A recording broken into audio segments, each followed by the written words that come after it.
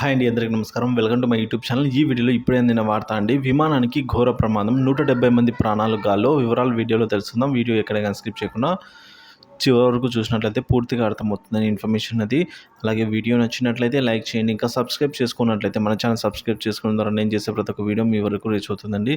చాలామంది వీడియోస్ చూస్తున్నారు కానీ సబ్స్క్రైబ్ చేసుకోవడం మర్చిపోతున్నారు. దయచేసి మన ఛానల్ని సబ్స్క్రైబ్ చేసుకోండి.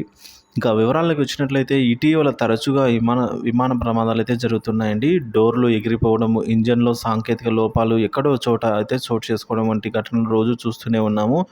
సో ఇలాంటి పరిస్థితుల్లో తాజాగా అలాంటి ఘటనే మరోసారి చోటు చేసుకోవడం జరిగింది.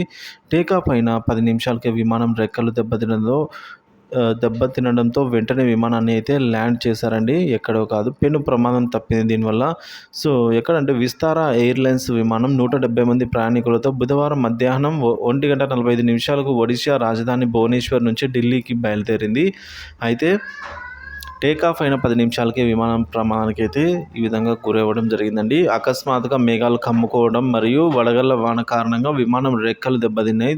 ఇది చూసిన పైలట్ అప్రమత్తమయ్యారు. వెంటనే భువనేశ్వర్ విమానాశ్రయానికి అధికారులకైతే సమాచారం అందించడంతో సో విమానాన్ని రన్వేపై అయితే ఎలాగో దించారు. సో ఇందులో అయితే ఎవరికి ఎటువంటి ఇది అయితే లేదండి.